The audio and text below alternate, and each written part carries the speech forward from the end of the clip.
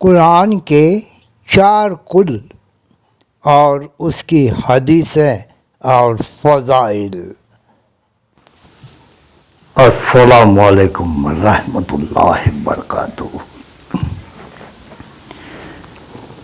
بسم اللہ الرحمن الرحیم۔ چاروں کل کی فضیلتیں۔ فضائل سورۃ الکافرون۔ جو شخص اس سورت کو کھلی سے دل سے بعد نماز فجر یا بعد نماز عشاء 11 مرتبہ پڑھنے کا معمول بنا دے، اس کے دل سے بغض، حسد، کینہ، جھوٹ، فریب، نفاق، گویا کہ ہر قسم کی اخلاقی برائی نکل جائے گی اور شیطانی وسوسوں سے محفوظ رہے گا۔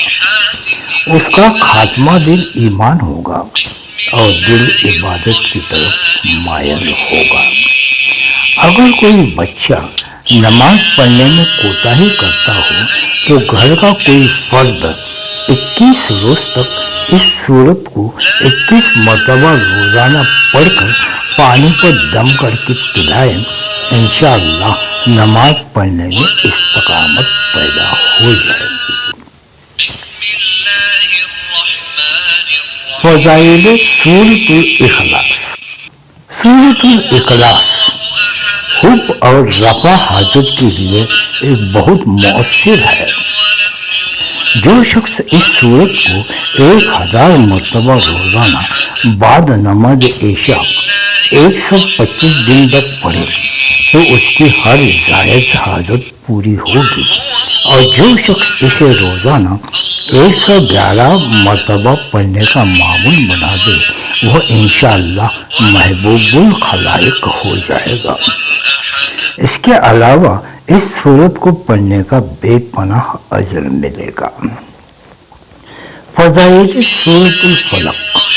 یہ سورت آصف، سایہ، جنات کو دور کرنے کے لیے بہت ہی اکثر ہے۔ جو شخص اسے رات کو سوتے وقت پڑھ کر اپنے اوپر دم کرے تو انشاءاللہ ہر طرح کے ڈر، خوف اور مصیبت سے محفوظ رہے گا۔ اگر کوئی شخص اس کا عامل بننا چاہے تو اسے چاہیے کہ بعد نماز عشاء 3125 مرتبہ 40 روز تک پڑھے۔ اس کے بعد جس بچے یا بچی کو رات کو ڈر لگتا ہو پانی پر دم کر کے دے، انشاءاللہ باہر کی چیزوں کا اثر ختم ہو جائے گا۔ حضور صلی اللہ علیہ وسلم کا ارشاد ہے کہ سورۃ فلق سے بہتر کوئی دعا پناہ کے متعلق نہیں ہے۔ ایک حدیث میں ہے کہ معوذتین کے مثل پناہ پکڑنے کے بعد میں کوئی سورت میرے اوپر نازل نہیں ہوئی۔ لوگوں، اس حفاظت کے قلعہ کی نگرانی کرو اور اس کی پناہ میں آرام کر دو۔ فضائل سورۃ الناس۔ یہ سورت بھی جنات اور شیاطین سے بچنے کے لیے بہت مفید ہے۔ جو شخص رات کو سوتے وقت سورۃ فاتحہ، آیت الکرسی، سورۃ اخلاص، سورۃ فلق اور یہ سورت ایک مرتبہ پڑھ کر اپنے ہاتھوں پر دم کر کے دونوں ہاتھوں کو چہرے اور سر سے لے کر پیٹ اور ٹانگوں تک پھیرے، انشاءاللہ وہ رات بھر جنات اور شیاطین کے شر سے اور دیگر آفات سے سماوی سے محفوظ اور اللہ کی پناہ میں رہے گا۔ اس کے علاوہ یہ سورت جادو اور کالے علم کے اثرات کو ختم کرنے کے لیے بہت اکثر ہے۔ لہذا اگر کوئی شخص پر کالے علم کا وار ہوا ہو تو اسے 11 روز تک 1100 مرتبہ اول اور آخر درود شریف پڑھ کر پانی کے دم کر کے پلائے یا وہ خود دم کر کے پی جائے۔ اس طرح کے سحر اور کالے علم کے اثرات ختم ہو جائیں گے اور کوئی دشمن نقصان نہیں پہنچا سکے گا۔ اب ان صورتوں کے کچھ فضائل جو حدیثوں میں آتے ہیں میں یہاں بیان کرتا ہوں۔ ابھی سورہ قل هو اللہ احد کے بارے میں ایک حدیث اس طرح سے ہے، یہ حدیث ترمذی سے لی گئی ہے۔ حضرت ابن عباس رضی اللہ تعالیٰ عنہ سے روایت ہے کہ رسول اللہ صلی اللہ علیہ وسلم نے ارشاد فرمایا، سورہ اذا زلزلت آدھے قرآن کے برابر ہے، سورہ قل هو اللہ احد تہائی قرآن کے برابر ہے، اور سورہ قل یا ایھا الکافرون چوتھائی قرآن کے برابر ہے۔ یہ ترمذی کی حدیث ہے۔ فائدہ: قرآن کریم میں انسان کی دنیا اور آخرت کی زندگی کو بیان کیا گیا ہے، اور سورہ قل هو اللہ احد میں آخرت کی زندگی کا مؤثر انداز میں بیان ہے، اس لیے یہ سورہ ایک تہائی قرآن کے برابر ہے۔ سورہ قل هو اللہ احد کو ایک تہائی قرآن کے برابر اس لیے فرمایا کہ قرآن کریم میں بنیادی طور پر تین قسم کے مضمون مذکور ہیں: واقعات، احکامات، توحید۔ سورہ قل هو اللہ احد میں توحید کا بیان نہایت عمدہ طریقے پر کیا گیا ہے۔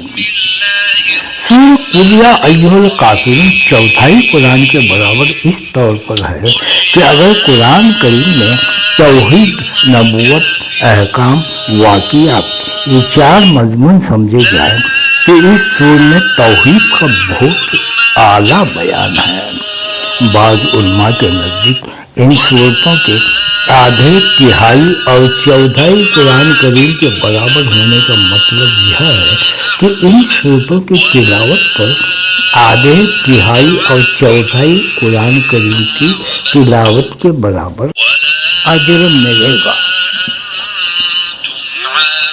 حضرت انس بن مالک رضی اللہ تعالیٰ عنہ سے روایت ہے کہ رسول اللہ صلی اللہ علیہ وسلم نے اپنے صحابہ میں ایک صحابی سے فرمایا کہ اے فلاں، کیا تم نے شادی کر لی؟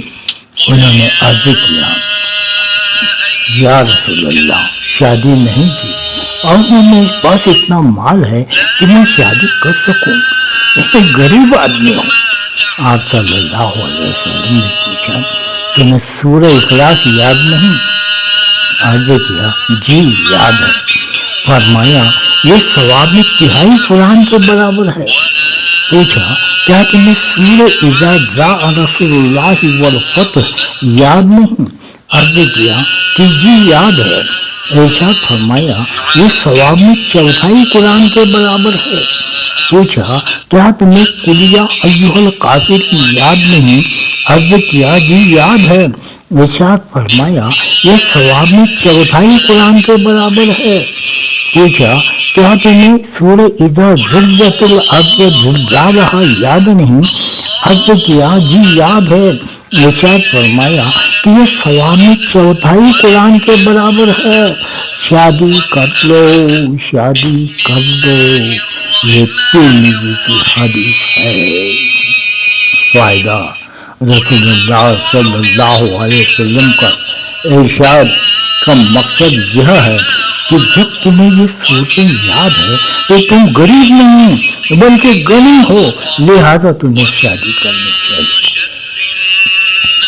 حضرت ابو ہریرہ رضی اللہ تعالیٰ عنہ فرماتے ہیں کہ میں ایک مرتبہ رسول اللہ صلی اللہ علیہ وسلم کے ساتھ آیا۔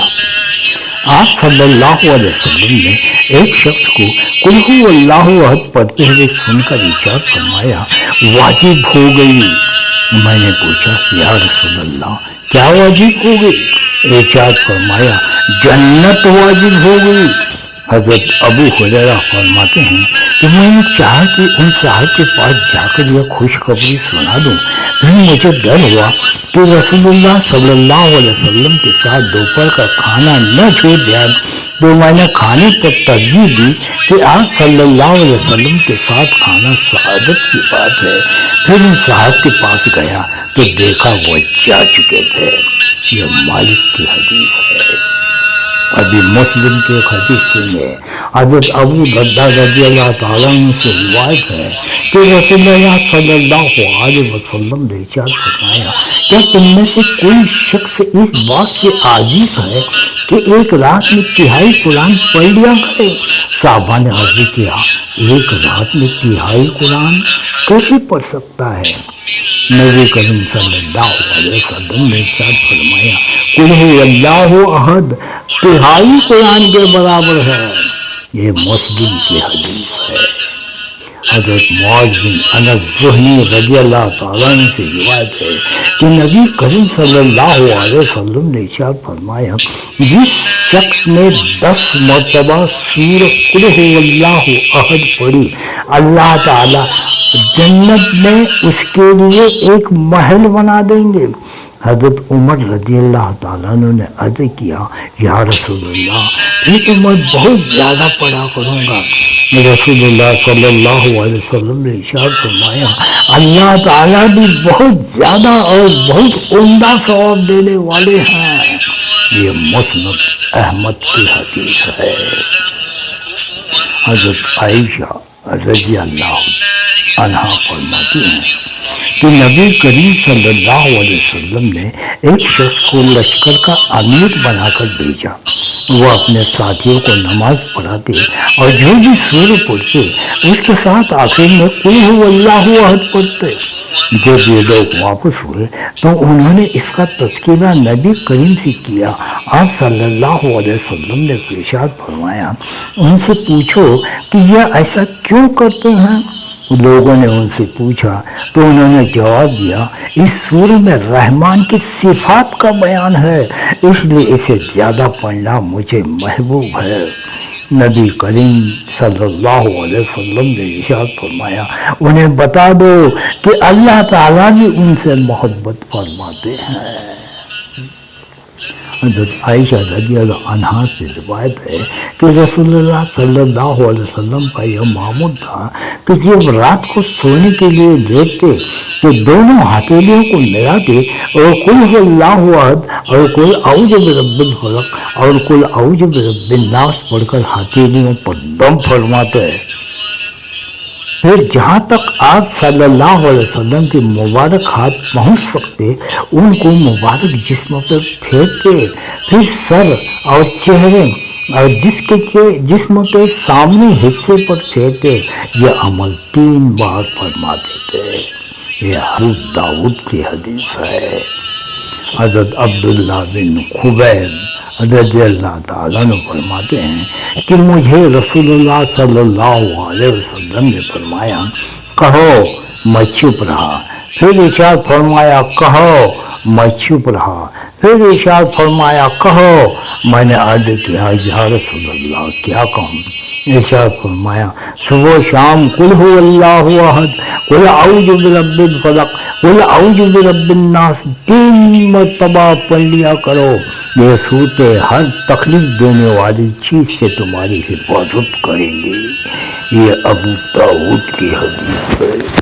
حضرت عقبہ بن عامر رضی اللہ تعالیٰ عنہ فرماتے ہیں کہ رسول اللہ صلی اللہ علیہ وسلم نے مجھ سے ارشاد فرمایا کہ اے عقبہ بن عامر تم اللہ تعالیٰ کے نزدیک سورہ قل اعوذ برب الفلق سے زیادہ محبوب اور اس سے زیادہ جلد قبول ہونے والی کوئی سورہ نہیں پڑھ سکتے، لہذا جہاں تک تم میں سے ہو سکے اس کو نماز میں پڑھنا مت چھوڑو۔